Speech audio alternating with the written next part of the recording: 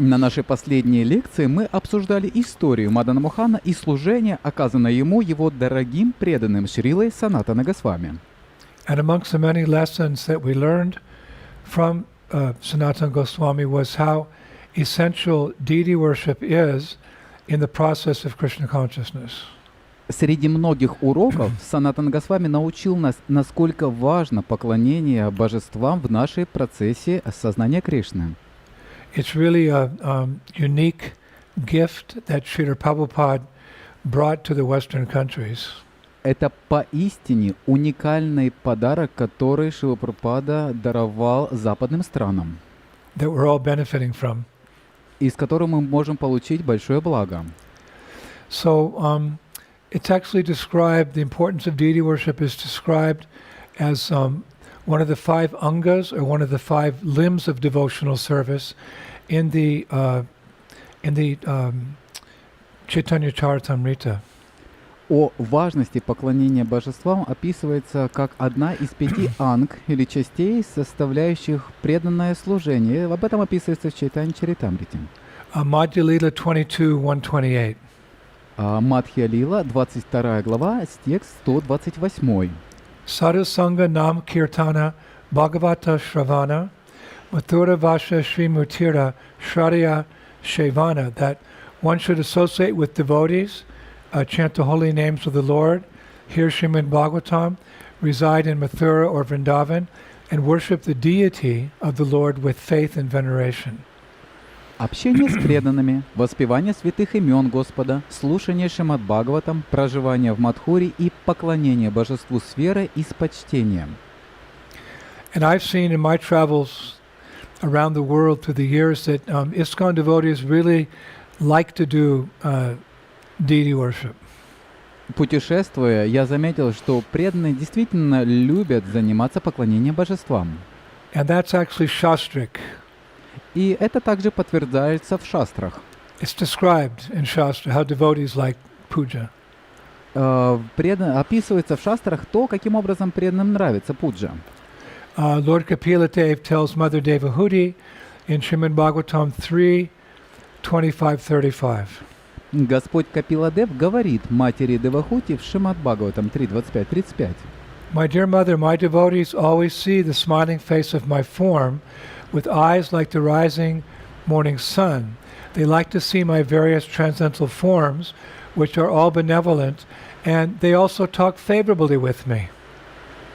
Дорогая мать, мои преданные всегда видят перед собой мое улыбающееся лицо с глазами цвета восходящего солнца. Они с наслаждением созерцают мои многочисленные трансцендентные формы, исполняющие все желания, и обращаются ко мне с ласкающими слух речами. It's sometimes said that deity worship is for neophytes.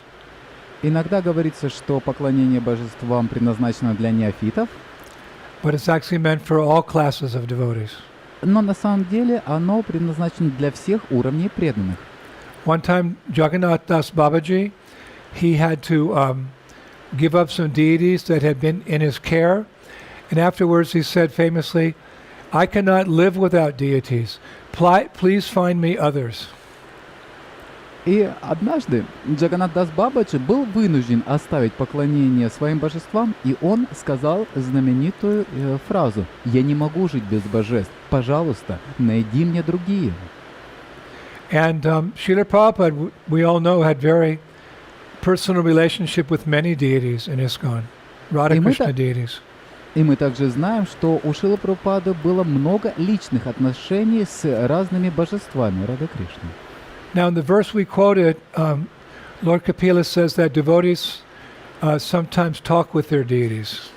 И тот стих, который мы процитировали, в нем говорится, что преданный, он разговаривает с божествами. But in the purport to that verse, Srila Prabhupada clarifies that actually only advanced devotees converse with deities. Но в комментарии к этому стиху Шрила Прабхупада поясняет, что в действительности только продвинутый преданный может говорить с божеством. He writes as follows. Он пишет следующее.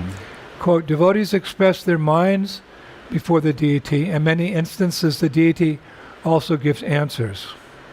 Преданные открывают свое сердце перед божеством, и во многих случаях божество отвечает им. But one must be a very elevated devotee in order to be able to speak with the Supreme Lord. Нет необходимости быть очень возвышенным преданным для того, чтобы общаться с божеством. But then he says, or he alludes to the fact that aspiring devotees can benefit immensely from worshiping the deity as well. Но затем он пишет о благе поклонения божествам, которые получают даже начинающие преданные. Он говорит, даже другой преданный предлагает поклоне и получает также благо. He writes as follows. Он пишет следующее. But even the third-class devotee who offers obeisances with great devotion, thinks of the Lord, sees the Lord in the temple and brings flowers and fruits to the deity, he also becomes imperceptibly liberated. Он продолжает. Но даже третьеклассный преданный, который предлагает поклоны с великой преданностью, думая о Господе, видит Господа в храме и приносит цветы и фрукты божествам, становится немного освобожденным. Imperceptibly liberated. Немного освобожденным. So who would not worship the deity? Итак, кто же не будет откажется от поклонения божествам? Of course, not everyone has a deity or deities in their home. Конечно же, не у всех есть божества или не у всех установлены божества в их домах. But if one goes to the temple and participates in the artik and tastes the remnants of the Lord's prasadam or offers a gift to the deity, that's also considered deity worship. Но если преданный отправляется в храм и там поклоняется божеству, вкушает просад после них или другим образом совершает поклонение, то это также считается поклонение божествам. So during the time of Srila Sanatana Goswami, when he was worshipping Madan Mohan in Vrindavan, many devotees were eager to have Madan Mohan's darshan. Когда Шрила Санатана Госвами поклонялся Мадан Мохану во Вриндаване, многие преданные очень хотели получить даршан Господа. One devotee, of course, was Srila Krishnadas Kaviraj Goswami. И, конечно, одним таким преданным был Шрила Кришнадас Кавирадж Госвами. We hear after the departure of Lord Chaitanya, the entire Gaudiya Vaishnav community requested Krishnadas Kaviraj Goswami to write about Lord Chaitanya's pastimes. Мы слышали о том, что после ухода Господа Чайтаньи Махапрабху вайшнавское сообщество попросило его написать о лилах Господа Чайтаньи. Of course, that was a big responsibility. Конечно же, это было огромной ответственностью. So what he did is he went to the temple of Madan Mohan in Vrindavan and he asked for the Lord's permission. Поэтому что он сделал? Он отправился в храм Мадана Мохана во Вриндаване попросить разрешения Господа на это служение. And while he was praying to Madan Mohan, the Lord caused a garland to slip from his neck to the ground as a sign of divine reciprocation. Во время молитвы Мадану Мохану Господь заставил гирлянду соскользнуть с его шеи в знак божественного ответа. So the pujari, he quickly picked up the garland and gave it to Krishnadas Kaviraj Goswami. Пуджари быстро подобрал и отдал гирлянду Кришнадас Кавираджу Госвами. And the Goswami immediately began composing the epic Sri Chaitanya Charitamrita. И Госвами сразу же начал сочинение Чайтанья Чаритамриты. And he gave very clear indication that it was really Madan Mohan who was writing the book. И он дал очень четко понять, что это именно Мадан Мохан пишет эту книгу. He wrote in the book, Chaitanya Charitamrita is not my writing, but the dictation of Madan Mohan. My writing is like the repetition of a parrot. As a wooden doll is made to dance by a magician, I write as the Lord orders me. Он написал: Чайтанья Чаритамрита не мое произведение, а надиктованное Маданом Моханом. Мое произведение подобно попугаю, который повторяет слова. And then he concluded with a very intimate thought. Затем он закончил, поделясь сокровенной идеей.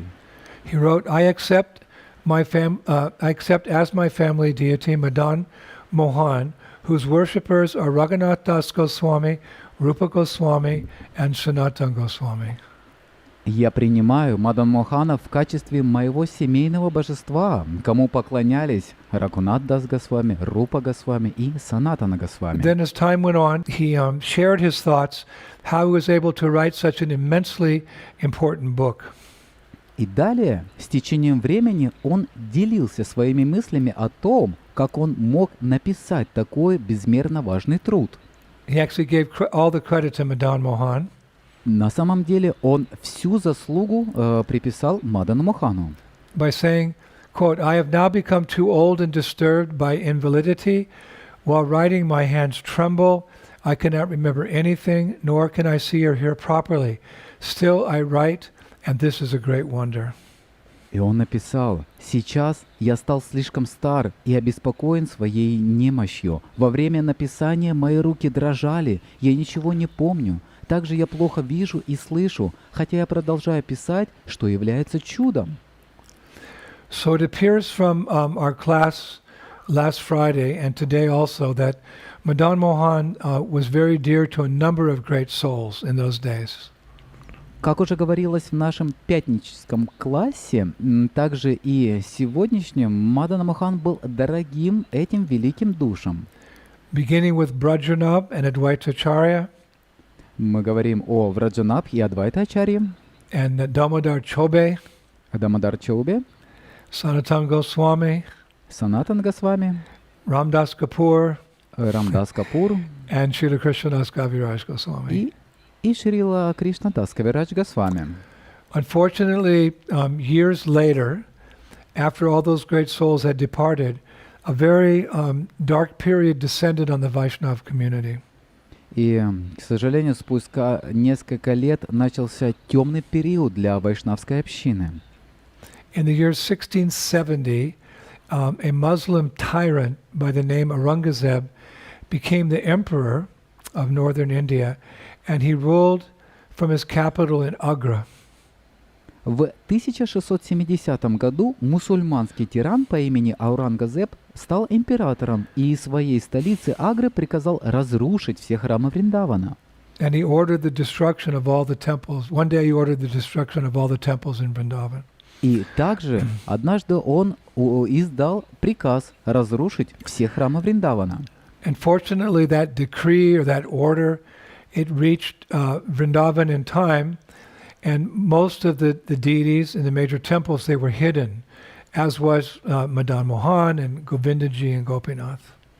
К счастью, новости достигли Вриндавана вовремя, и большинство божеств из основных храмов были спрятаны, такие божества, как, например, Мадан Мохан, Говиндаджи и Гопинат. It's quite a long story, but almost 60 years later, those three deities were taken in by the king we mentioned before, Jai Singh II, who actually built an entire city to protect them. Это длинная история, но почти 60 лет спустя эти три божества забрал раджастанский король по имени Джай Сингх II, который в действительности построил целый город, чтобы защитить их. And of course, that name of that city is Jaipur, which means the city of victory. И, конечно же, этот город сейчас называется Джайпур, что означает «город победы». And all the people in Jaipur, then as now, love all those deities. И все люди, обитающие в Джайпуре, по сей день очень сильно любят этих божеств. And after that, after some time, the daughter of Jai Singh II, the king, the young girl, she actually fell in love with Madan Mohan. I mean, real love. И спустя какое-то время дочка Джай Сингха II по-настоящему влюбилась в Мадана Мохана. And yeah, that's real love. To fall in love with God, that's real love. И влюбиться в Бога, вот это настоящая любовь. In this connection, there's a very beautiful verse by Rupa Goswami in his Padyavali, where he's addressing Krishna. И далее есть удивительный стих в Падьявале, написанный Рупа Госвами, где он описывает о том, как полюбить Кришну. He writes, just as the minds of young women are attracted to young men, and the minds of young men are attracted to young women, may my mind be attracted to you, speaking to Krishna. Обращаясь к Кришне, он говорит, так же, как умы молодых женщин привлекаются молодым мужчиной, а умы молодых людей привлекаются молодыми женщинами, пусть мой ум будет увлечен тобой.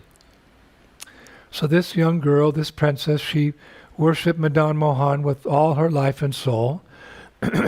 Итак, эта юная девушка, эта принцесса, поклонялась Мадану Мохану как самому ценному, что у нее было. But when she turned 16 years of age, it was time for her to get married.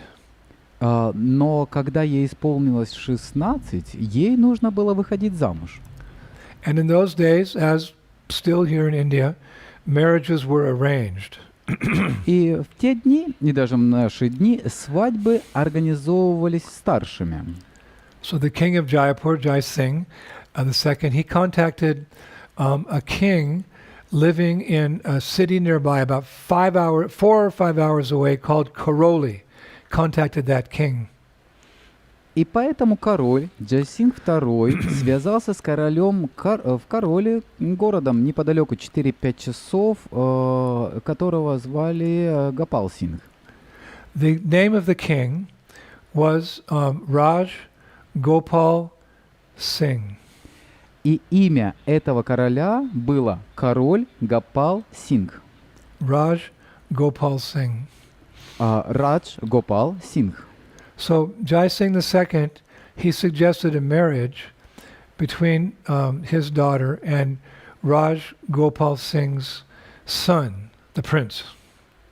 Итак, Джайсинг II предложил организовать брак между его дочерью и Радж Гопал Сингхом. Now the prince of Karoli, Raj Gopal Singh's son, he was a very good Kshatriya, and he was very tall, like Rajput boys or soldiers were, and he was very handsome, and he was very well educated. И сын Гопал Сингха был очень хорош собой, образован, был кшатрием и был весь из себя. So the astrology was done, and it between the boy and the girl, and it proved to be a very good arrangement. Гороскоп был составлен, и это предложение оказалось хорошим. So, both the families agreed. Итак, две семьи были согласны. But when Jai Singh II in Jaipur, when he informed his daughter about this arrangement, she wasn't happy at all. Но когда Джайсинг II сообщил об этой новости, то дочь была недовольна этой новостью. She said, "Father, I am not interested. Она сказала, отец, мне это не интересно. I've given my heart to Madan Gopal. Я отдала свое сердце Мадану Мохану. How can a prince whose body is made of flesh and bones compare to Madan Mohan, who attracts even Cupid?" Как может этот принц, чье тело из костей и плоти, сравниться с Маданом Моханом, кто привлекает даже Купидона? I've given my life to be a chaste servant of Madan Mohan. I am not going anywhere else. I cannot leave him. Я отдала свою жизнь, чтобы быть непорочной служанкой Мадана Мохана. Я не могу пойти куда-либо еще. Я не могу оставить его. I am not going to Karoli to marry a prince, whoever he is. Я не собираюсь выйти замуж за этого принца. But Jai Singh, the father, he was adamant Но ее отец Джайсин был непреклонен, that he had to marry the prince of Karoli, that she had to marry the prince of Karoli. он хотел отдать свою дочь за принца Короли. But at the same time, he didn't want to hurt his daughter's feelings. Но в то же время он не хотел ранить чувства своей дочери.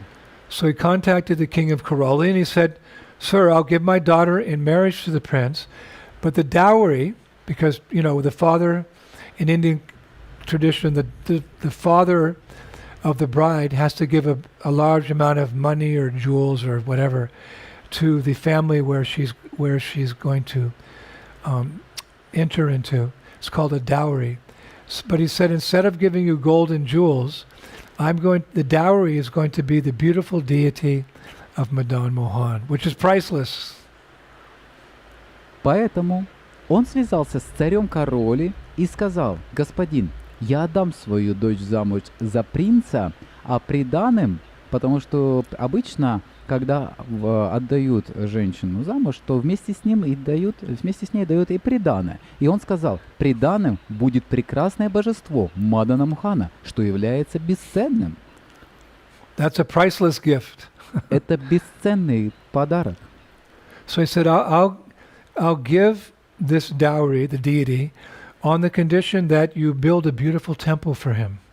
И я отдам это божество при условии, что ты построишь для него красивый храм. Of course, we know that at that time Madan Mohan was accompanied by Srimati Radharani and the deity of Lalita Devi as well. Мы знаем, что в то время божество Мада Мохан сопровождало также другое божество Лалита Деви. So the king of Karoli, that our famous king of Karoli, the Raj Gopal Singh, he agreed to the arrangement. He said, yes, you send your daughter here, and we'll with Madan Mohan and his consorts, and we'll build a beautiful temple. И таким образом царь Король согласился с этим предложением, и он сказал: да, хорошо, мы так и сделаем, и я построю храм. Now the scholars write that that temple in Karoli, it was built very quickly. И свидетели того времени пишут, что этот храм был построен очень быстро. And I found out the reason why. И я нашел причину, почему. Because the prince, Rajagopal's son, the prince, he was one of the main architects and in designing and building the temple. So he wanted the girl to come very quickly. So they built the temple very fast. Потому что принц, сын Гопала Синха, был одним из главных архитекторов по планировке и строительству храма, и поэтому он хотел, чтобы свадьба произошла как можно быстрее, поэтому он все устроил для этого. Now, an interesting footnote is that on the day of the marriage, Jai Singh's daughter, the princess, she arranged that instead of her coming into the ceremony on a palanquin, which was the custom at the time, she arranged that the deity of Madan Mohan came on the palanquin, and she walked behind him. Интересное примечание, что в день свадьбы дочь Джай Синха организовала так, что вместо того, чтобы по обычаю того времени прибыть на церемонию в паланкине самой, она устроила так, что в паланкине прибыло божество Мадан Мохана, а она шла позади него. Such a Vaishnavi. Такая замечательная вайшнави. Then Madan Mohan was placed on a nearby altar, and throughout the entire ceremony she simply gazed at the deity. She never even looked at her husband. Затем Мадана Мохана поставили на расположенный рядом алтарь, и на протяжении всей церемонии она просто, не отрывая взгляда, смотрела на божество и ни разу не взглянула на своего мужа. And when she was asked if she would love and serve her husband throughout their lives, she smiled and still looking at Madan Mohan, like she's only looking at Madan Mohan. She said, yes, I will love and serve him, meaning Madan Mohan, throughout my entire life and beyond. Когда ее спросили, будет ли она любить мужа и служить ему на протяжении всей жизни, она улыбнулась, сосредоточенная на Мадана Мохана, и ответила: да, я буду служить своему мужу на протяжении всей жизни. This is devotion. Вот это преданность. As it's said in Shikshastakam prayers. Как описывается в молитвах Шикшаштаки. I know no one but Krishna as my Lord, and he shall always remain as so, even if he handles me roughly by his embrace, or makes me broken-hearted by not being present before me. He is always my worshipable Lord, unconditionally. Я не знаю никого, кроме Кришны, в качестве своего Господа. И Он останется им, даже если грубо обнимет меня или разобьет мое сердце, не являясь передо мной. Он всегда мой Господь, которому я поклоняюсь независимо ни от чего. But again, Madan Mohan melted the hearts of many devotees through the ages. Not only great sadhus and royalty, but Also, uneducated people, poor people, destitute people. Krishna's for everyone. Опять же, за все века Мадана Мохан растопил сердца многих людей, не только среди великих садху и членов царской семьи, но также и среди необразованных, небогатых и бедных людей. Кришна — Господь для всех. And there's a nice pastime in this connection. И в связи с этим есть замечательная лила. Some years after Madan Mohan was moved to Karoli, during the reign of another king, his name was Maharaj Harikashpal, an old devotee woman lived in a village near Karoli. Через несколько лет после того, как Мадана Мохана привезли в Кароли, в времена правления другого царя по имени Махарадж Харикашал, пожилая преданная жила в деревне возле Кароли. She was very poor. Her only source of income was selling milk from her small herd of cows. Она была очень бедной. Ее единственный доход был от продажи молока от маленького стада коров. And every day she would go to Karoli to sell the milk, and on the way she would thin the milk, make it more watery, with water from a creek that she had to cross. Каждый день она ходила в Кароли и по дороге разбавляла молоко водой из небольшой реки, которую ей приходилось переходить на пути своем. By adding water, she could sell more milk. Добавляя воды, она могла больше продать молока. So then in Karoli, before going to the market, she would go to the temple and offer a cup of milk to Madan Mohan. She'd give it to the pujari, and the pujari would give it to Madan Mohan, the milk. Затем в Кароле, прежде чем идти на рынок, она предложила чашку молока Мадана Мохану, и пуджари, он должен был предложить это молоко божеству. Now one day on the way to Karoli in the morning, she was thinning the milk with creek water when a small fish swam into the pot and later into the cup of milk that she was going to offer to Madan Mohan. Как-то раз, когда она разбавляла молоко водой из речушки, маленькая рыбка незаметно проскользнула в ее кувшин, а затем в чашку с молоком, которую она отдала пуджари, чтобы предложить Господу. But just as the pujari was going to offer the milk to the Lord, he noticed the fish in the cup, and he became very angry. И непосредственно перед тем, как совершить подношение, пуджари заметил крошечную рыбку, и он сильно разгневался. So he rejected the cup of milk, and he scolded the woman, he became very angry at her, and he forbade her to make any further offerings to Madan Mohan. Он незамедлительно забраковал молоко, отругал ту женщину и запретил ей делать какие-либо дальнейшие подношения божествам. And the old woman, she was heartbroken that her only service to Madan Mohan had been taken away from her. Сердце пожилой гопи было разбито, поскольку ее лишили единственного служения Мадану Мохану.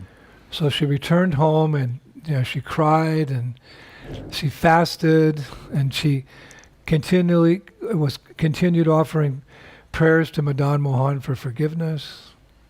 Она вернулась домой, где плакала и постилась, непрерывно молясь Господу о прощении. And she prayed to Madan Mohan for guidance, hoping to find out how she could rectify herself and regain his favor. Она молилась Господу о том, как получить назад свое служение, и она об этом молилась Мадану Мохану, чтобы получить наставление от него.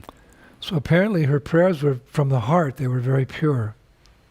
И ее молитвы, они исходили из глубины ее сердца, и они были очень чистыми. So Madan Mohan, he took pity on the old woman, and in the guise of a mendicant, he assumed the form of a young mendicant boy, and he came to her village, and he knocked on her door one night, and he requested if he could stay until the following morning. Madan Mohan. И Мадана Мохан сжалился над пожилой гопи. Под видом нищего он пришел, постучав в ее дверь поздней ночью и попросил о месте, где переночевать до утра. We heard the other day how Madan Mohan as Madan Gopal, would sometimes play with the children of the Chobe family, and sometimes he would play with the boys on the banks of the Jamuna in Vrindavan. He would come off the altar and assume the form of a cowherd boy and play. Мы раньше рассказывали о том, как божество Мадана Мохан, которое было Мадана Гопал до этого, и оно превращалось, принимало форму мальчика и играло с другими мальчиками, и также превращалось в других мальчика и занималось другими делами. So here he is, appearing as a little sadhu at that lady's door. И здесь то же самое произошло. Он превратился в нищего и предстал перед ее дверью. Of course, she didn't recognize him. Конечно же, она не узнала его. So she said to the boy, "Where do you come from? I haven't seen you in these parts before."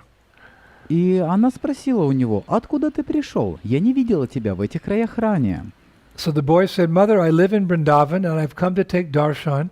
I've come here to Karoli to take darshan of Madan Mohan." И мальчик ответил: «Я живу во Врадже, я пришел, чтобы получить даршан Мада Мохана. Пожалуйста, позволь мне остаться на ночь. Я завтра отправляюсь в Кароли. Please allow me to stay, and tomorrow I'll go to Karoli."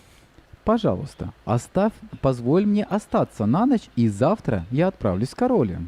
So the boy touched the heart of the old woman, and she said to him, "All right, my house is yours.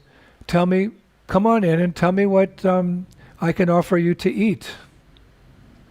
Пожилая женщина была вынуждена разместить на ночь этого святого, поскольку он растопил ее сердце, и она сказала ему: «Пожалуйста, мой дом твой дом. Скажи мне, что я могу предложить тебе поесть». So the boy said, "Okay, but I only drink milk. If you can offer me a little, I will accept that." И мальчик ответил: «Я пью только молоко. Если ты можешь предложить мне немного, то я приму его». But the old woman only had the milk in which the fish had previously been trapped. And she said, "Well, this milk became contaminated, so I'm going to go out and milk a cow." Но у пожилой женщины было лишь то молоко, в которое угодила рыбка, поэтому она предложила пойти и подоить корову. But the boy said, "No, I can't wait. Give me what you have now." Но мальчик сказал: «Нет, я не могу ждать. Дай мне то, что у тебя есть сейчас». And when she explained that previously there had been a fish in the milk, the young boy replied, "Well, in the future you should carefully observe your milk while diluting it at the creek, but for now I'm too hungry to wait, so give it to me now." И когда Гопи объяснила ему, что там в молоке побывала рыба, юноша ответил: «Впредь тебе следует быть внимательнее, когда ты разбавляешь его, а сейчас я слишком голоден, чтобы ждать. Пожалуйста, дай мне его, как оно есть». So the woman could see that she couldn't change the boy's mind. И женщина могла увидеть, что она не может переубедить мальчика. So she gave him that cup of milk. И поэтому она дала ему эту чашку молока. And the little boy drank it with great satisfaction. And afterwards he said, "Mother, you know your milk is very tasty. It's the best milk I ever drank." И выпив молоко с большим наслаждением, этот мальчик воскликнул: «Матушка, знаешь, твое молоко очень вкусное, лучшее из того, что я пробовал ранее». So then he went to lay down and fell asleep on a cot nearby. А затем этот юноша отошел и лег на койку, где он и заснул. But the old woman, she was, still distressed by her apparent offense to Madan Gopal, so she actually stayed awake most of the night. Но пожилая женщина, все еще сокрушаясь из-за своего явного оскорбления Мадан Мохана, большую часть ночи не спала. And when it became chilly later in the night, she took the only blanket she had, an old quilt, and she took it into the other room and covered the young boy with the old quilt.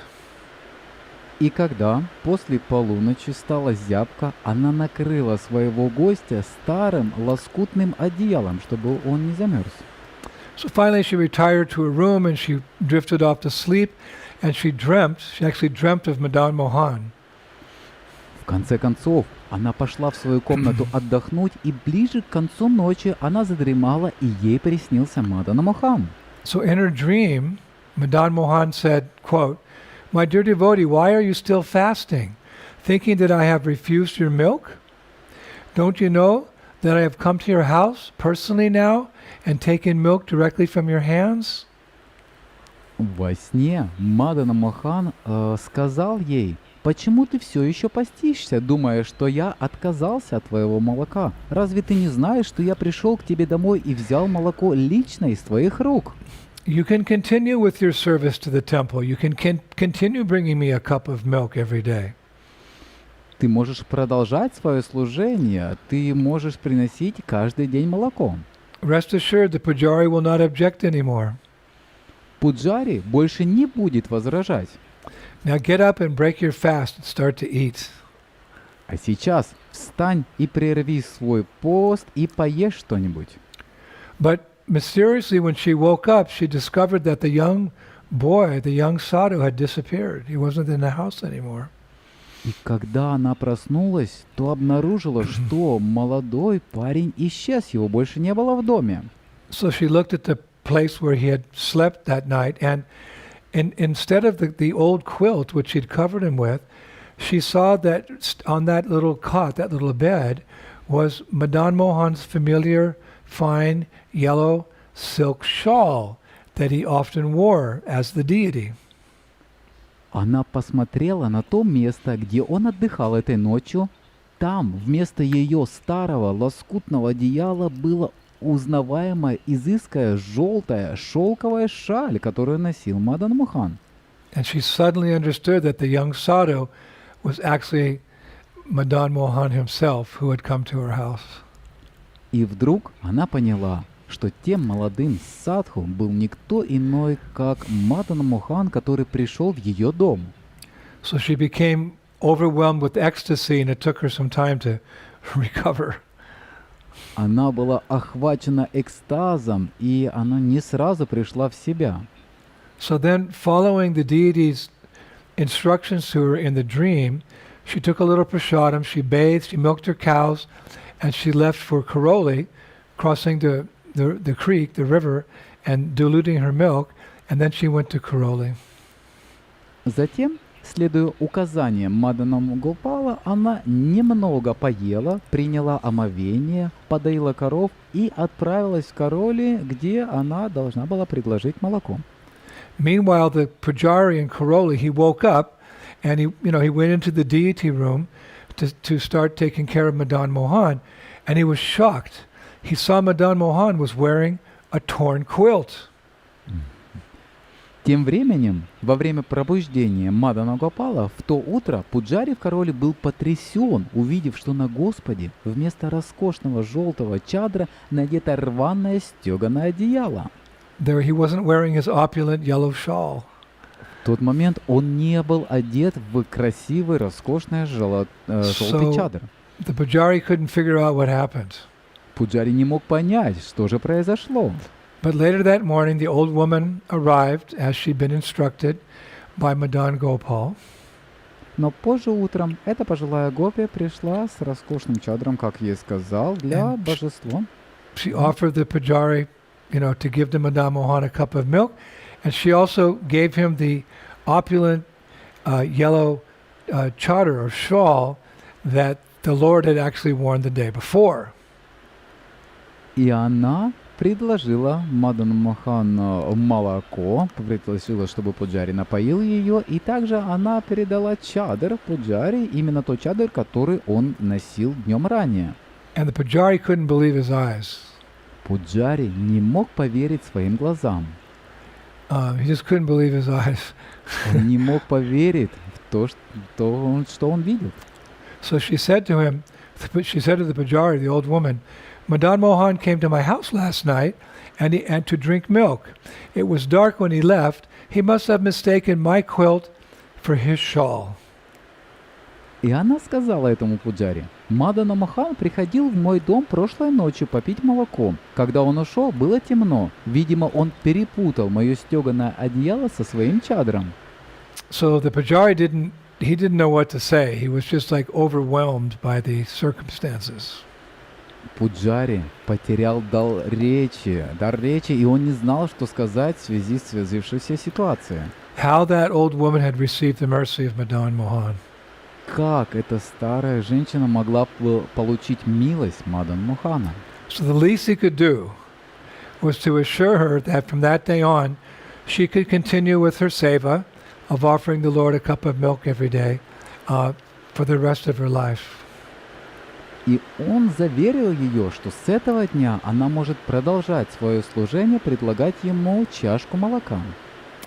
This is how the Lord reciprocates with the love of His devotees. Это показывает о том, как Господь может отвечать на любовь своих преданных. Be they sadhus, be they royalty, or just a simple, poor old lady. He's so merciful, Krishna. Он всемилостивый, Кришна, неважно, это является садху, либо пожилая женщина, неважно кто, он является всемилостивым. Sri Radha Madan Mohan Ji Ki Jai. So there's other subject matters to discuss. И другая тема, которую мы хотели бы обсудить. But I think before we conclude our discussions on the glories of Sanatana Goswami's Ishtadev Madan Mohan, the attractor of Cupid, we should say something about Madan Mohan Mohini, Srimati Radharani. И я думаю, прежде чем мы закончим наше обсуждение славы Иштадева Санатана Госвами, Мадана Мохана, привлекающего Купидона, мы также должны сказать что-то о Мадана Мохана Махине, Шримати Радхарани. Krishna is famous as the attractor of Cupid, but Radharani's famous as the attractor of Cupid. Madan Krishna. Mohan Mohini. Кришна известен как тот, кто привлекает Купидона, а Шримати Радхарани известна как та, которая привлекает привлекающего Купидона. She controls Krishna with her love. А она может контролировать Кришна своей любовью. It's no secret amongst Gaudiya Vaishnavas that although God, by definition, like a dictionary definition, He is the supreme controller. Это не секрет среди Гаудия Вайшнавов, что хотя по определению Бог верховный контролирующий, Он контролируется по-другому. However, it's an open secret amongst Gaudiya Vaishnavas that He, God Krishna, He's controlled by the love of His devotees. И это не секрет среди Гаудия Вайшнавов, что хотя по определению Бог верховный контролирующий, Он контролируется любовью своих преданных. And there's many verses in our scriptures to illustrate how Krishna is controlled by the love of His devotees, especially by Srimati Radharani. И в шастрах приводится много стихов, иллюстрирующих это, в особенности о любви Шримати Радхарани. But a few days ago, I found in my studies a really nice verse to that effect from the Hari Bhakti Sudodaya, 14th chapter, text 29. I thought you would really like it. И несколько дней назад я нашел удивительный текст, который приводится в Хари Бхакти Шудхадая 14.29, и я думаю, что он очень вам понравится. How Krishna is controlled by the love of His devotees. Как Кришна находится под контролем своих любящих преданных. And the speaker of the verse is Lord Nrsingadev. He's speaking to Prahlad Maharaj. И в этом стихе Господь Нрисимхадев говорит, обращаясь к Прахладе Махараджу. I don't think it's a verse many devotees know. Я не думаю, что этот стих многие преданные слышали ранее. Sada mukto pi badoshmi bhaktina sneha rajubhi ajito pi jito hamtire avasho pi vasha krita. Quote, although I am eternally liberated, I am bound by my devotees' ropes of love. In this way, although I am ajita, unconquerable, I become jita, conquered by them. And although I cannot be controlled by anyone, I am fully controlled by my devotees. Jai Bhagavan Shringadev Ki. Несмотря на то, что я вечно освобожденный, я связан веревками любви своих преданных. Таким образом, хотя я аджита, непобедимый, я становлюсь джитой, победимым, побежденным. Ими, и несмотря на то, что меня никто не может контролировать, я становлюсь полностью контролируемый ими. And amongst his devotees, the love of Radharani is supreme. Thus she, more than anyone else, controls Krishna with her love, and thus she gets the name Madan Mohan Mohini, the attractor of Cupid. А среди его преданных любовь Радхарани является высшей, поэтому она больше, чем кто-либо другой, контролирует Кришну своей любовью, и поэтому ее называют Мадана Мохана Мохини. Now just how Krishna is swayed or controlled by her love is seen in many Vrindavan pastimes. И то, каким образом она контролирует Кришну, можно видеть из многих разных лил. But one of my favorite is the following pastime, which is taken from several shastras, Govinda Lilamrita, Vidagda Madhava, and Radharasa Sudinidhi, and also Rupa Goswami's Padyavali. И одна из моих любимых является следующая, которая была подчеркнута из таких книг, как Говинда Лиламрити, Видака Мадхавы, Радха Раса Шудханитхи и Падьявали. And I would like to share it with all of you. И я бы хотел сейчас поделиться со всеми вами. Are you ready? А вы готовы? It's a very sweet pastime. Очень сладкая лила. So once upon a time, as Srimati Radharani was becoming restless due to separation from Krishna, Lalita Devi suggested that her feelings of separation could be mitigated if she wrote a letter to Krishna. Однажды Шримати Радхарани стала беспокойна из-за разлуки с Кришной, поэтому Лалита Деви предложила, что ее чувство разлуки можно смягчить, написав письмо Кришне. Right? You know, if you're missing someone, you write a letter, it helps. Знаете, когда вы скучаете о ком-то, вы пишете ему письмо, и это помогает.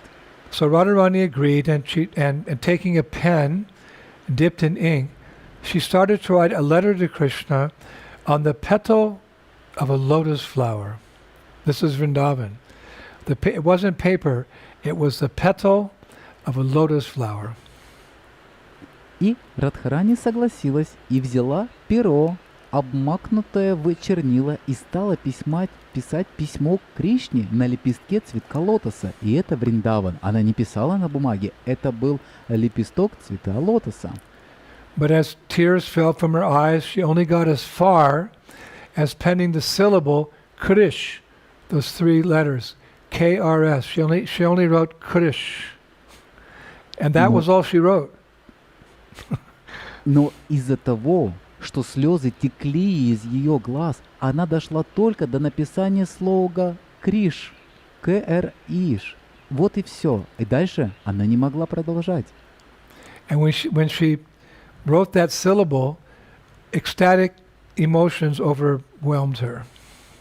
И когда она написала эти слоги, то экстатические эмоции начали исходить из нее.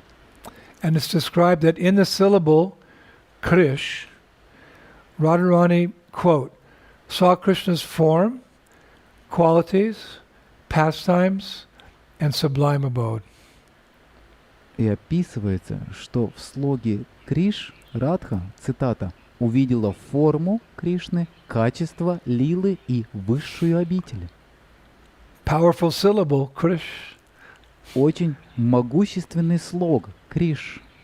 What's more, she entered Krishna's heart, she saw his love, understood his feelings of separation, and felt his love for her. Более того, написав Криш, она вошла в сердце Кришны, увидела его любовь, поняла его чувство разлуки и почувствовала его любовь к ней. And in the syllable Krish, Radha saw the one who attracts the gopis. She saw the gopas, she saw the cows, she saw the calves, she saw all the animals, of Vrindavan. She saw the plants and she saw the rivers of Vrindavan. В буквах Криш Радха увидела того, кто привлекает гопи, гопов, коров, телят, птиц, зверей, растения и реки Вриндавана. And the Acharyas write that by seeing and perceiving all these things, Radharani sat still for an entire pahara. Ачарьи говорят, видя и чувствуя все это, Радхарани села там полностью в прахаре. When I read that, I didn't know what a pahara was. И когда я это прочитал, я не знал, что это означает прахара.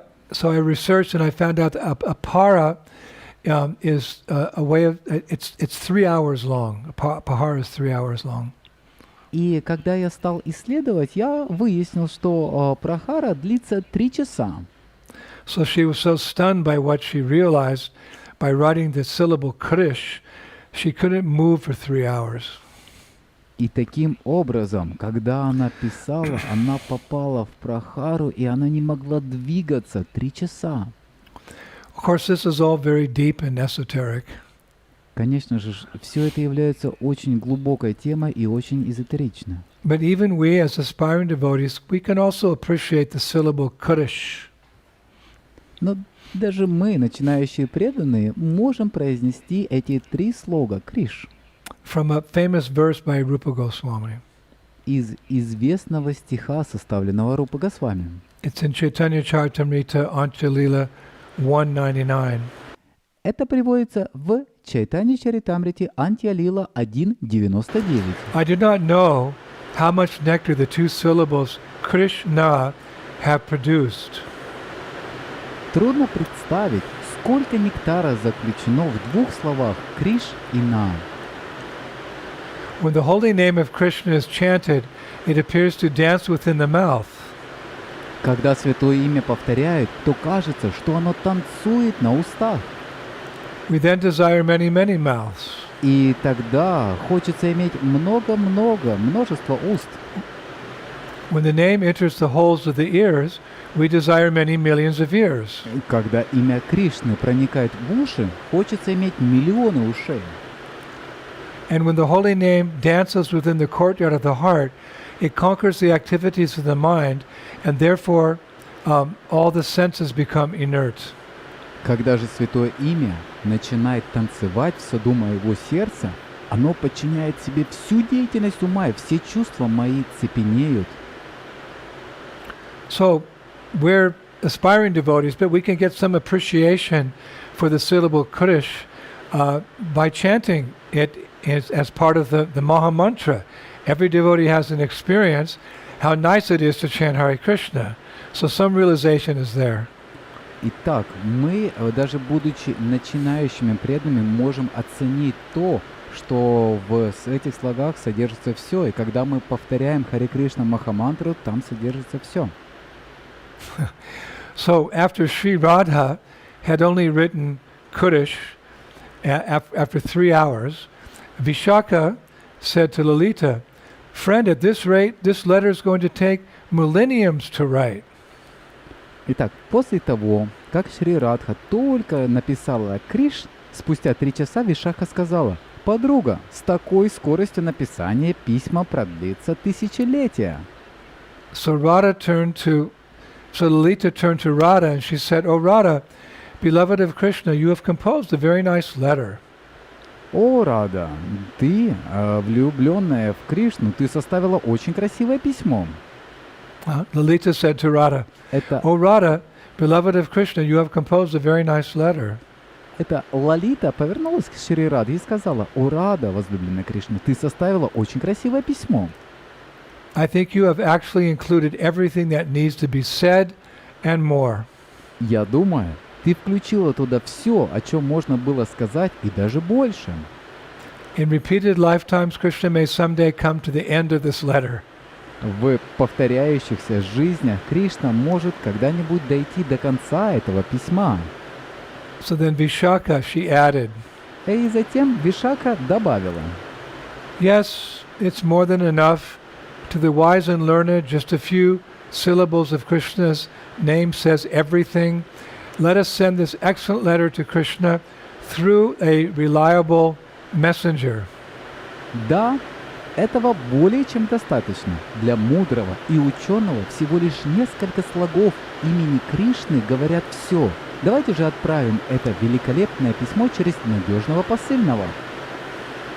So Vishaka, she called for Rati Manjari as a messenger. Итак, Вишака позвала Рати Манджари как посыльного. And Vishaka, taking the letter from Sri Radha's hand, rolled it and put it into a golden container and handed it to Rati Manjari. Итак, Вишака позвала Рати Манджари и, взяв письмо из рук Рады, она дала в руки Рати Манджари. And Rati Manjari touched the container to her forehead, then she hid it in her cloth. И далее Рати Манджари, она прикоснулась, приложила это письмо к своей голове и положила в золотой футляр. And then Radharani reached out to the messenger, Rati Manjari's hand, И далее Радхарани передала его в руки Рати Манджари. she took the hand of Rati Manjari, Она прикоснулась, взяла за руки Рати Манджари. and it's described that neither of them spoke, rather Sri Radha just looked into Rati Manjari's eyes for a very long time. И описывается, что никто из них не поверил, и Шри Радха просто очень долгое время смотрела в глаза Рати Манджари. And it's said in Vrindavan Leela that the senders of hand-delivered letters usually give instructions to their messengers in the silent language of glances. И в Вриндавана Лиле говорится, что отправители рукописных писем обычно давали наставления своим посыльным на безмолвном языком взглядов. Radharani didn't give any, didn't speak to Rati Manjari what to do.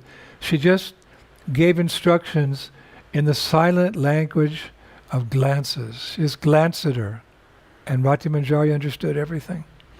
Радхарани не давала никаких указаний и наставлений для Рати Манджари. Она просто взяла ее за руки, и она все поняла благодаря безмолвном языке взглядов. Then Sri Radha let go of Rati Manjari's hand, and Rati Manjari, along with a few close friends, left to find Krishna somewhere in the pastured lands of Vrindavan. Затем Шри Рада отпустила руку Рати Манджари, и Рати Манджари вместе с несколькими близкими подругами отправилась искать Кришну на пастбищах, землях Вриндавана. Now it's written that Rati Manjari had no idea where Krishna was, but she was convinced that, quote, from within her heart, Sri Radha would guide her so that not a moment would be lost. Описывается, что Рати Манджари не имела представления, где мог быть Кришна, но она была убеждена, что, цитата, Шри Радха из сердца будет направлять ее таким образом.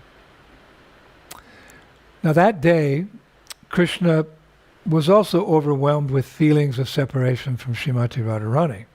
В этот день Кришна тоже был переполнен чувством разлуки со Шримати Радхарани. It doesn't mention how long they were separated. Не описывается, насколько долго они находились в разлуке. But as we've discussed, even a moment of separation from Krishna for the Brajavasis is like 1,000 years. Но, как мы описывали ранее, даже мгновение разлуки Кришны с Браджабаси тянется вечностью. So Krishna was with his friends, the cowherd friends. They were herding cows somewhere in the Vrindavan forest. Итак, Кришна был со своими друзьями и пас коров где-то в лесу. But it's described Krishna's heart, Krishna's mind. They were with Sri Radha. Но описывается, что мысли Кришны и сердце его было со Шри Радхой. Yeah, he's totally absorbed, just thinking of Sri. He's supposed to be herding cows, but he's thinking of Radharani. Да, он должен был пасти коров, но на самом деле все его мысли были с Шримати Радхарани. So at one point, Krishna's cowherd boyfriend Shubal, he's very tight with Krishna. He noticed Krishna's dejected state. В какой-то момент его дорогой друг Субал заметил подавленное состояние Кришны. He said, Krishna, my friend, what's wrong? Obviously you're distressed. Please tell us what's wrong. И он сказал: «Друг, что случилось? Очевидно, ты расстроен. Пожалуйста, расскажи нам, что случилось». And Madhumangal was there. He also spoke up. И Мадхумангал также был рядом, и он заговорил. He said, Krishna, your peacock feather and flower garland fell to the ground some time ago, but you didn't even notice. Hey, Gopal, what's going on? Он сказал: «О, Кришна, твое павлинье перо и цветочная гирлянда упали на землю некоторое время назад, но ты даже не заметил. Эй, Гопал, что происходит?» So Krishna's a little shy. He's with the boys, he doesn't want to say. Кришна немножко смущался, он был с мальчиками, он не хотел делиться, что происходит. So finally he said, nothing's wrong. И в конце концов он ответил: «Ничего не случилось, все в порядке». But Subal insisted. Но Субал настаивал. He said, Krishna, you can't hide from us. We're your close friends. We can see into your heart. «Кришна, ты не можешь спрятаться от нас. Мы твои близкие друзья, мы можем видеть твое сердце». This is the highest state of Krishna consciousness, that Krishna can obviously see in the heart of every living entity, but the pure devotee in Goloka Vrindavan, he also knows the Lord's heart. This is the intimacy of love in Goloka Vrindavan. It doesn't get better than this. Итак, Кришна может видеть сердце всех живых существ. И также чистые преданные, которые находятся на очень возвышенном уровне, они также могут видеть сердце Кришны. И нет ничего возвышеннее, чем это. So at that point, Krishna started crying. В этот момент Кришна стал плакать. And Subal became startled. И Субал был поражен. He said, Hey, Govinda, what are these tears? Why are you crying, O friend? You're my life. Seeing you in such a state breaks my heart into 100 pieces. Он сказал: «Эй, Говинда, что это за слезы? О, друг, ты моя жизнь. Видя тебя в таком состоянии, разбивает мое сердце на сотни кусочков». Krishna, for your happiness, I would walk to the ends of the earth and back and give up my life 1,000 times. Tell me what it is you want, and I will get it. Reveal your pain to me, and I will cure it. Кришна, для твоего счастья я бы пошел на край земли и обратно, и 1000 раз отдал бы свою жизнь. Скажи мне, что ты хочешь, и я достану это. Открой мне свою боль, и я исцелю ее. So Krishna rubbed his eyes. Кришна почесал свои глаза. And he explained himself to his friends. И, потирая глаза, он объяснил своим друзьям. He said, friends, every morning I enter the forest and a girl comes into my vision. Друзья, каждое утро, когда я вхожу в лес, в моем видении появляется девушка. Endowed with magical charms, she enters my heart and enchants my mind. Though I play my flute and tend the cows, I cannot think of anything but her. Наделенная волшебными чарами, она входит в мое сердце и очаровывает мой разум. Хотя я играю на своей флейте и пасу коров, я не могу думать ни о чем другом, кроме нее. So Subal said, Субал сказал: Who is this girl and what does she look like? «Кто эта девушка? Как она выглядит?» So Krishna closed his eyes and he said, Кришна закрыл глаза и сказал: My friends, listen. «Мои друзья, слушайте. I can say that she shines like lightning, her sari is like a cloud, her ornaments are like swans, and her beauty is unlimited. Могу только сказать, что она сияет, как молния, ее сари похожи на облако, ее украшения подобны лебедям, и ее красота не имеет границ». Then Subal laughed and he said, Shyam, I know who your beloved is. Who else could it be but Sri Radha, the daughter of King Vrishabhanu? Через мгновение Субал засмеялся и сказал: «Шьяма, я знаю, кто твоя возлюбленная. Кто бы еще мог быть, кроме Шри Радхи, дочери царя Вришабхану? The beauty you speak of is to be found in her alone and no one else. Красота, о которой ты говоришь, можно найти только в ней и ни в ком другом. Then Madhu Mangal, he had something to say. Затем Мадху Мангал тоже захотел кое-что сказать. He said, Krishna, don't be afraid. Он сказал: «Кришна, не бойся. With my command of Vedic spells and skill in mixing potions, I shall bring this girl to you without delay». Благодаря моему владению ведическими заклинаниями и умению смешивать зелья, я приведу эту девушку к тебе без промедления. I shall gather herbs from the forest and chant the appropriate mantras at once. Я буду собирать травы в лесу и в то же самое время повторять мантры.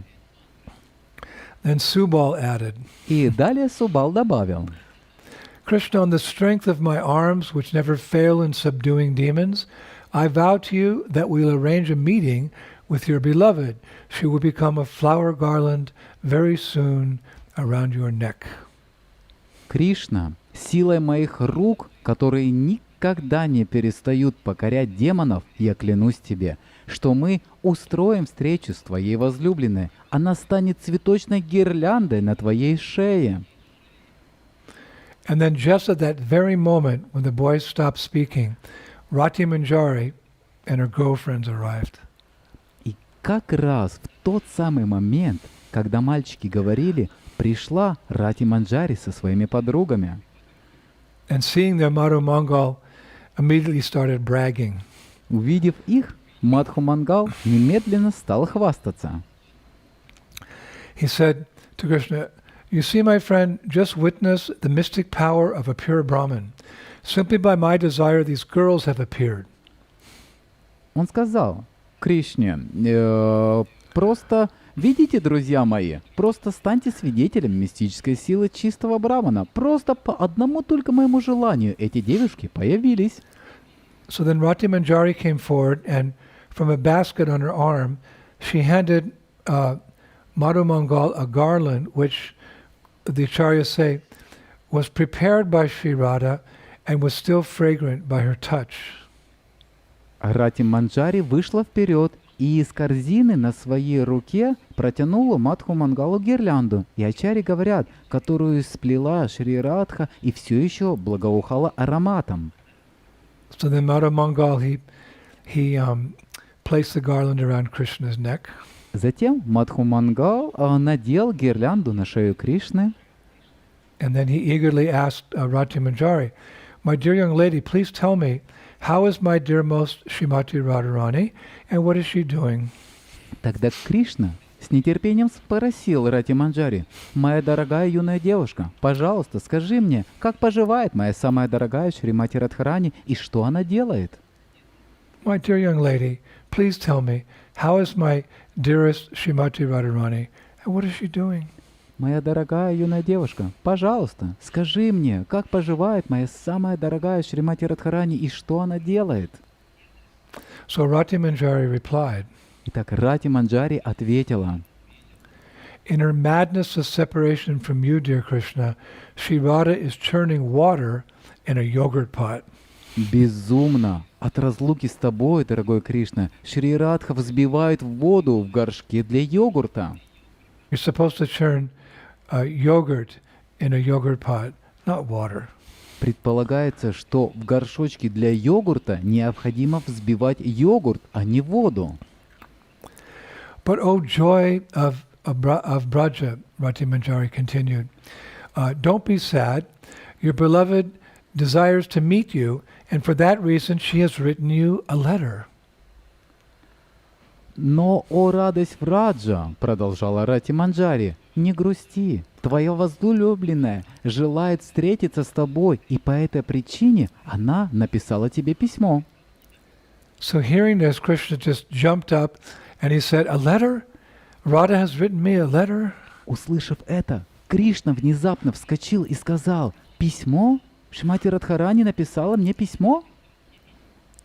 And while Krishna watched excitedly, Rati Manjari reached into her apron, her dress, for the golden container and brought out the lotus-petaled letter.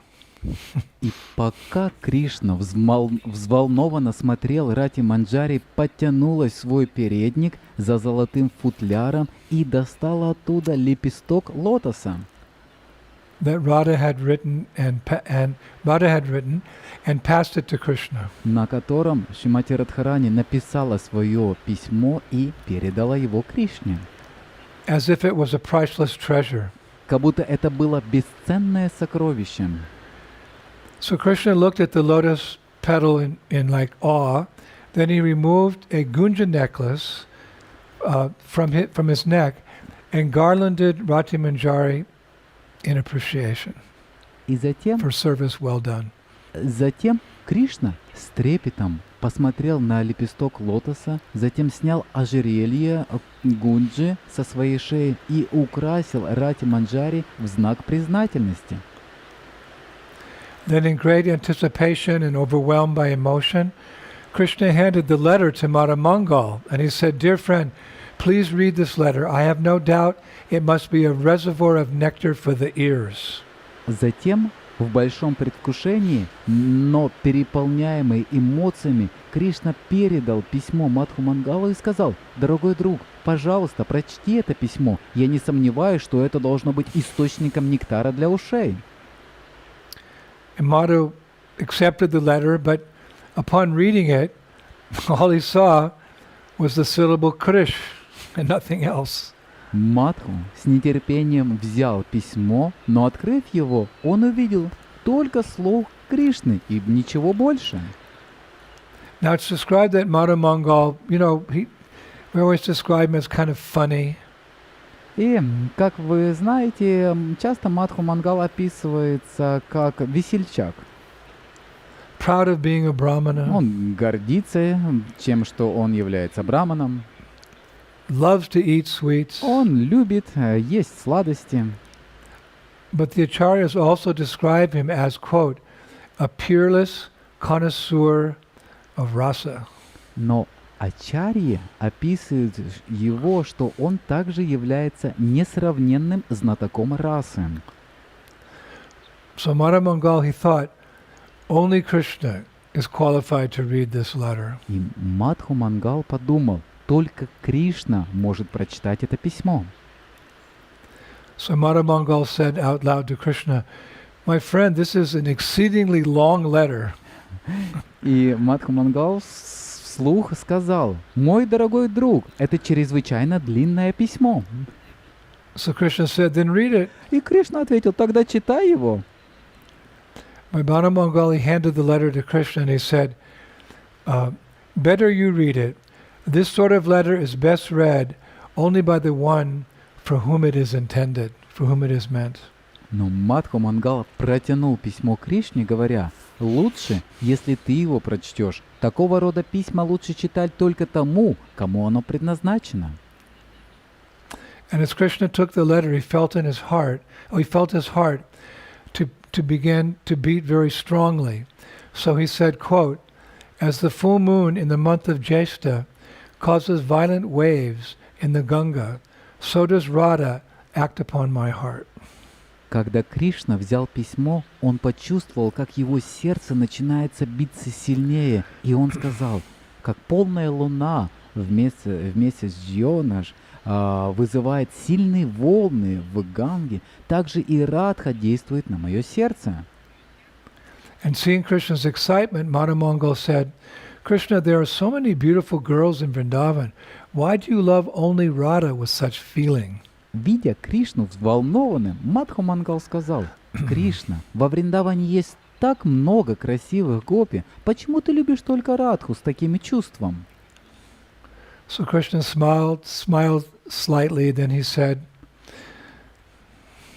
Слегка улыбнувшись, Кришна ответил и сказал: "Madhu, in Radha there resides such sweetness that upon seeing her beautiful lotus eyes, I feel like rejecting the moon.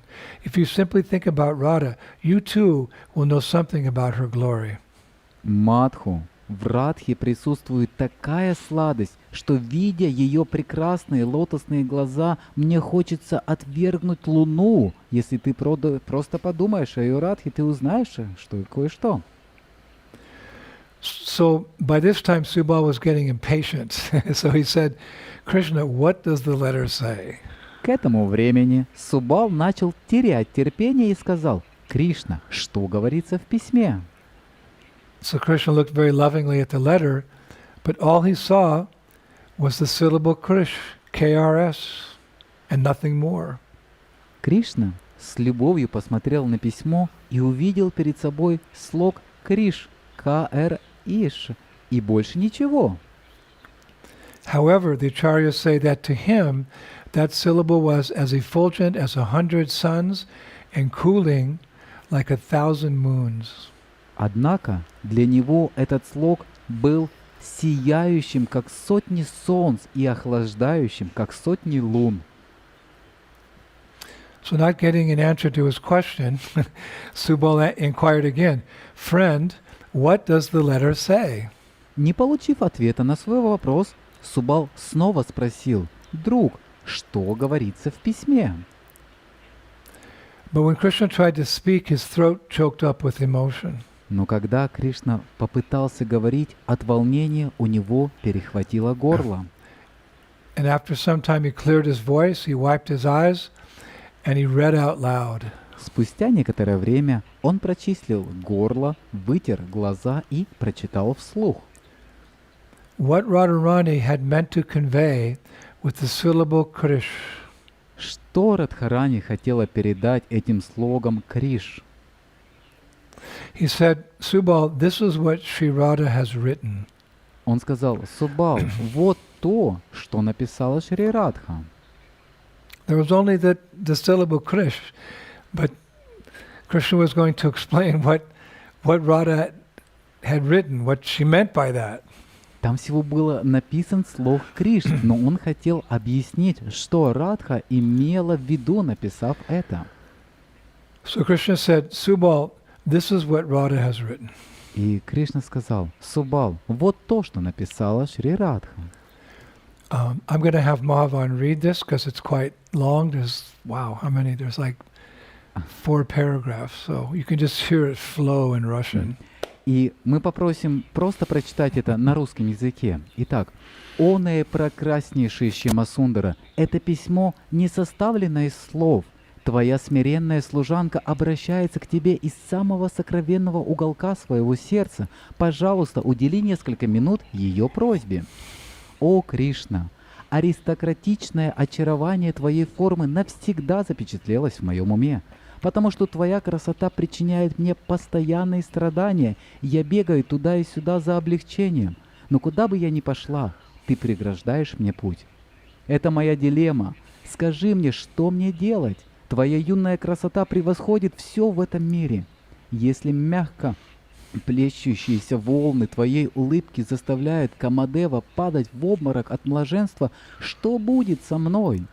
Каждый раз, когда ты улыбаешься, и улыбаешься, и улыбаешься, твои части тела раскачиваются туда-сюда, острые стрелы стреляют из твоих глаз, жасминовые гирлянды покачиваются на твоей груди, а тилока блестит у тебя на лбу. О, какое чудо! Я не знаю, что случилось, когда я первый раз увидела тебя. Я почувствовала, как будто стрела пронзила дыхание моей жизни. Мое обычное душевное равновесие исчезло куда-то далеко, и беспокойство овладело мной. Теперь, без всякой видимой причины, я постоянно плачу, боясь того, что скажут мои старшие. Я никому не рассказывала о своем тяжелом положении, я просто прячусь в своей комнате. Никто не знает, что случилось со мной, даже я сама. Hare Krishna. From the mouth of the Lord. Итак, это исходит из уст самого Господа. So when Krishna finished reading, Madhu Mangal said, Friend, her love is indeed great. You are uniquely fortunate. Когда Кришна закончил читать, Мадхумангал сказал: «Друг, ее любовь воистину велика. Тебе невероятно повезло». Such a heartfelt letter soaked in emotion, certainly deserves a proper reply. Krishna, you must write to Radha and fulfill her heart's desire. Такое проникновенное письмо, пропитанное эмоциями, заслуживает достойного ответа. Ты должен написать Радхе и исполнить желание ее сердца. So taking that cue, Rati Manjari reached into her basket and she produced another lotus petal, paper and ink, and she gave them to Krishna. Уловив намек, Рати Манджари тут же полезла в корзинку и достала еще один лепесток лотоса, перо и чернила и дала их Кришне. So Krishna thought for a moment and then he started to write. He very slowly wrote R-A, the syllable Ra, and he stopped. And that's all that he, Krishna, wrote. Кришна задумался на мгновение, а затем медленно написал Р-А, Ра, и остановился. Это было все, что он написал. That's all that he wrote. Это все, что он написал.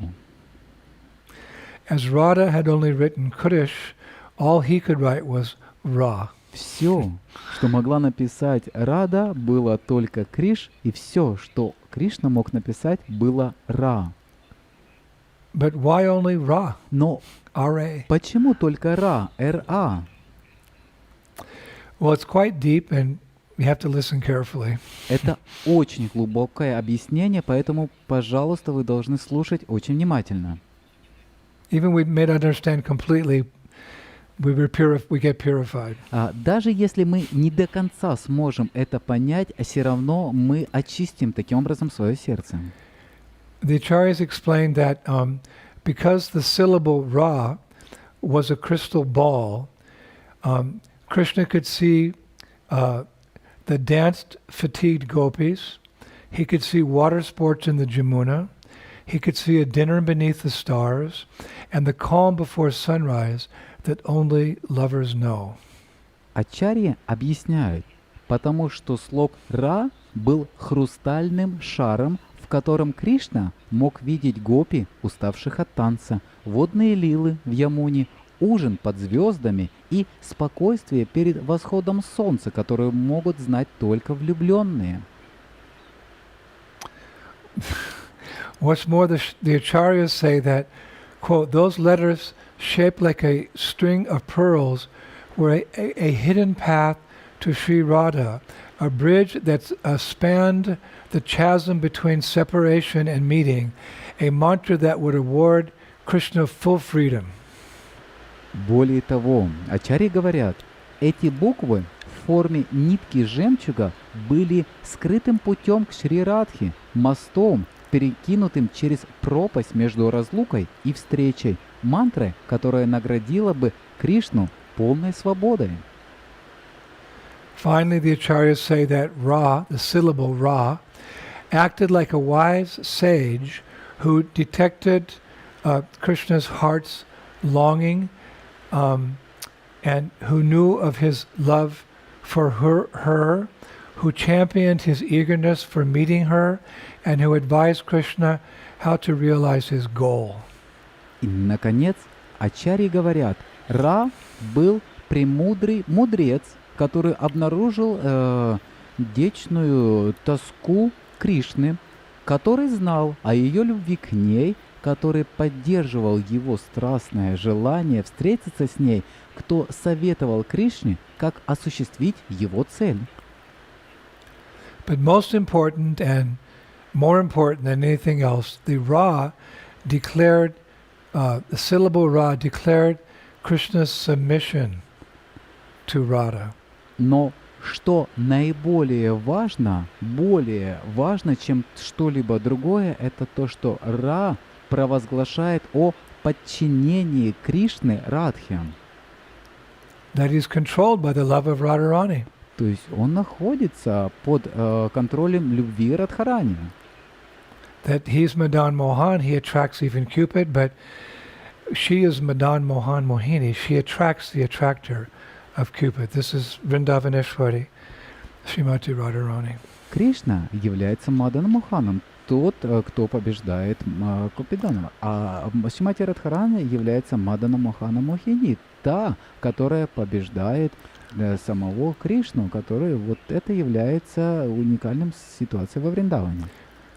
So convinced that this syllable Ra alone would secure a meeting with his beloved, Krishna handed his letter to Madhu Mangal.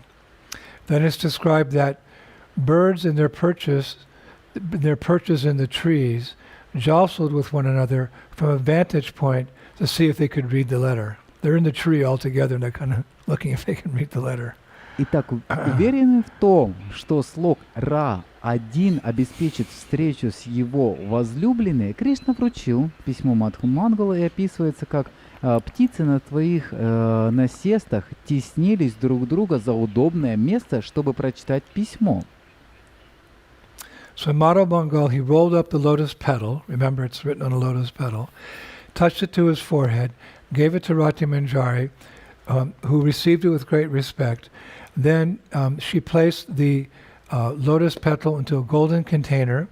Then Rati Manjari bowed down before Krishna and his friends, and then, quote, like the morning mist, vanished along with the other girls, leaving only dainty footprints behind.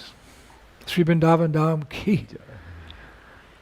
Затем Мадху Мангала свернул его, коснулся им лба и отдал его Рати Манджари, которая получила его с глубоким уважением. Затем, положив лист лотоса в золотой футляр, Рати Манджари склонилась перед Кришной и его друзьями, и затем, подобно утреннему туману, исчезла среди девушек, оставляя за собой лишь изящные следы.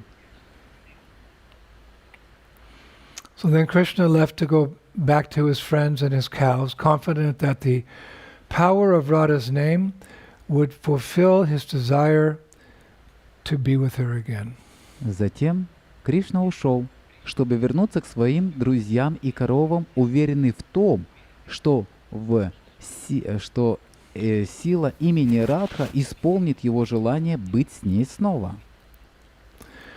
Meanwhile, Rati Manjari went back to where Radharani was. Итак, Рати Манджали пришла туда, где находилась Шримати Радхарани, To give Krishna's letter to Radharani. а для того, чтобы передать письмо Кришны для Радхарани. And when Rati Manjari gave the letter to Shri Radha, Radharani slowly unrolled the lotus petal, and although the letter only contained the syllable Ra, she understood its deeper purport. И затем, когда Рати Манджари отдала письмо Кришне Радхе, Радха медленно развернула его, и хотя в нем было написано лишь один слог Ра, она поняла его глубокий смысл. So when her friends asked her to share the letter with them, she said, quote, Krishna has concisely written as follows. Because there was only a syllable there, Ra. So she said, Krishna has concisely written as follows. И когда ее друзья попросили ее поделиться письмом с ними, она сказала, в письме Кришны говорится следующее. Krishna wrote, O beautiful princess of Varshana. Кришна написал, «О прекрасная принцесса Варшаны! From the first day I saw you, my life changed. С первого дня, когда я впервые увидел тебя, моя жизнь изменилась. I was a carefree cowherd boy playing in the fields of Braja, but now I'm held captive by the tiny hope that you may bless me with a casual sidelong glance. Я был беззаботный копа, играющий в полях Враджа, но теперь я живу маленькой надеждой, что ты можешь благословить меня мимолетным взглядом из уголков глаз. What wings are to a bird, what the sun is to the world, what the soul is to the body, you are to me.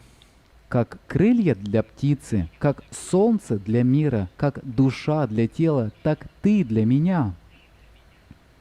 If you think I should live, if you think I deserve to see you in person, please meet me by the bank on the Jamuna River. Если ты думаешь, что мне следует жить Если ты считаешь, что я заслуживаю видеть тебя лично, встретимся на берегу Ямуны.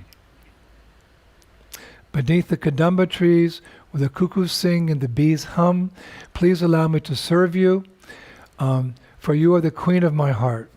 My dear Radharani, my worshipable deity, I am your servant eternally, Madan Mohan Mohini. Под деревьями Кадамба, где поют кукушки и жужжат пчелы, пожалуйста, позволь мне служить тебе, ибо ты царица моего сердца, моя дорогая Радхарани, мое почитаемое божество, а я вечно твой вечный слуга. Then Radharani fell silent and she placed a letter on her lap, and looking around, she said happily to everyone, Затем Шри Радха замолчала и аккуратно положила письмо на свое колено и, оглянувшись вокруг, счастливо сказала: Krishna has accepted me. He has accepted me. All my friends, I must meet Krishna at the Jamuna River tonight. Please help me to look my very best. Кришна принял меня, Он принял меня, о мои друзья, я должна встретиться с Кришной у Ямуны сегодня вечером. Пожалуйста, помогите мне выглядеть как можно лучше. And after selecting clothes and ornaments that would be most pleasing to Krishna, Shri Radha was bathed, anointed and dressed and ornamented by her happy friends. После выбора одежд и украшений, которые наилучшим образом удовлетворили бы Кришну больше всего или понравились ему, ее счастливые подруги омыли и сказали маслами и одели и украсили Радху. And when the gopis had finished, they all stood back to see their work. And then Shri Radha said, "My dear friends, do you think he'll like me?" И когда гопи закончили, они отошли назад посмотреть на свою работу, и Шри Радха сказала: «Мои подруги, вы думаете, я ему понравлюсь? Do you think he'll like me? Вы думаете, я ему понравлюсь?» So it's described at that point, after Radharani said that, Vishaka just wiped tears of wonder from her face. Описывается, что в этот момент, как Радхарани сказала это, Вишакха вытерла слезы восхищения со своего лица. Vrindavaneshwari Shrimati Radharani ki. So now, that night at Nandagram, after Mother Yasoda had put Krishna to sleep, he climbed out of his bedroom window and, chanting Shri Radha's names, he went alone to the shore of the river Jamuna.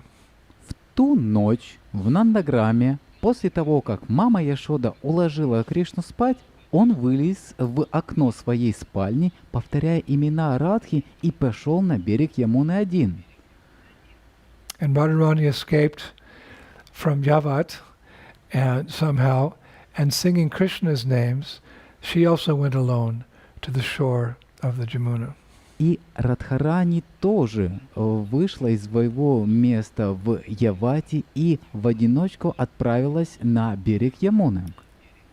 So the Acharya is right. И ачарьи пишут: Just as the written syllables of the divine couple's names had conveyed their mutual affection, so those same syllables, when sung, directed both Radha and Krishna to their meeting place on the banks of the Jamuna, where they exchanged loving glances, and in an atmosphere of laughter and joy, they mitigated their feelings of separation during a nighttime of Brahma. Как только написанные слоги имен Божественной Четы выразили взаимную привязанность, те слоги, которые пели, направляя Радху и Кришну к месту их встречи на берегу Ямуны, где они обменялись любовными взглядами в атмосфере смеха и радости, смягчая их чувство разлуки, и говорится, что это длилось как день Брамы. So this unique pastime not only shows that Radharani's unique love for Krishna is, it's unique in every way, and she controls Krishna by that love. So she is, indeed, Madan Mohan Mohini, the attractor of Cupid. Итак, эта прекрасная лила не только говорит о ее уникальной любви к Кришне, но также Шри Радха, несомненно, Мадана Мохана Мохи, та, кто привлекает того, кто увлечен сам Купидоном. And this pastime also reveals that the divine couple's transcendental names are full of unlimited wonders. И также их трансцендентные имена полны безграничных чудес, which we even as aspiring devotees or anyone from anywhere who joins this movement can experience by chanting Hare Krishna, Krishna Krishna, Hare Hare, Hare Rama, Rama Rama, Hare Hare. которую мы, даже начинающие преданные, можем ощутить это счастье, просто повторяя Харе Кришна Махамантру. I'd like to conclude our little series on the glories of Madan Mohan and his consort today with a beautiful ashtakam by our beloved Vishwanath Chakravarti Thakur. Я бы хотел закончить небольшим прославлениями Мадана Мохана сегодня прекрасной аштакой, написанной Вишванат Чакраварти Тхакуром. It's entitled Shri Madana Gopaladev Ashtaka. И она озаглавлена Шри Мадана Гопаладев Аштаком. In other words, 8 prayers glorifying Shri Madan Gopal Dev. Или другими словами, 8 стихов, прославляющих Шри Мадана Гопала Дева. Now remember, this was Madan Mohan's name earlier on in his pastimes. Later on, Srila Sanatana Goswami called him Madan Mohan, but originally his name was Madan Gopal. So it's appropriate to finish this series on him with these prayers by Vishwanath Chakravarti Thakur. И помните, пожалуйста, о том, что это божество называлось как Мадана Гопал. Немного позже Санатана Госвами переименовал его в Мадана Мохана, но вначале это был Мадана Гопал. И поэтому это будет самый подходящий способ, как закончить нам нашу эту лекцию, и цитируя Шрила Вишванат Чакраварти Тхакура. And again, they're quite extensive, so I think we'll just have Mahavan read them in the Russian language. И опять же, они довольно-таки длинные, и поэтому мы попросим переводчика просто прочесть их на русском языке. О Мадана Гопал, пожалуйста, помести свои лотосные стопы, которые отмечены молнией, лотосом, раковиной, сосудом для воды и рыбой, которые затмевают все великолепие и чьи мягкие ступни пленили вриндаванский лес в мое сердце. Пожалуйста, защити меня, ибо теперь я твой дом. С каждым шагом великолепные гирлянды охлаждающего лунного света твоих луноподобных ногтей и слова твоих болтливых ножных браслетов приносят счастье моим ушам, глазам и дыханию. О, Мадана Гопала, пожалуйста, защити меня, так как сейчас твой дом. О, Мадана Гопала, когда ты окунешь меня в сладость блестящих золотых сережек на твоих щеках, в наклон, украшенной драгоценностями короны, и в красоту твоих умело двигающихся без устали глаз, пожалуйста, защити меня, так как сейчас я твой дом. Ты кладешь флейту на свои красные губы, которым поклоняются великолепие твоей улыбки и которая украшена сияющими зубами, что поражает великолепие рубинов. О, Мадана Мохан, чьи игры не могут быть понятны людьми, пожалуйста, защити меня, так как сейчас я твой дом. Ты великолепен в золотых серьгах, ожерельях и гирляндах, танцующих ножных браслетах и множестве других украшений, которые сами по себе украшены твоей великолепной формой. О, Мадана Гопал, пожалуйста, защити меня, так как я сейчас твой дом. О, Мадана Гопала, своим милостивым взглядом, которым без сетки миллионов небесных деревьев желаний, с новым цветением великолепия твоего лика, который отражает миллионы лун, с цветами кадамба в твоих руках, с ногтями, способными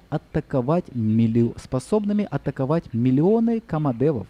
Пожалуйста, защити меня, так как я сейчас твой дом.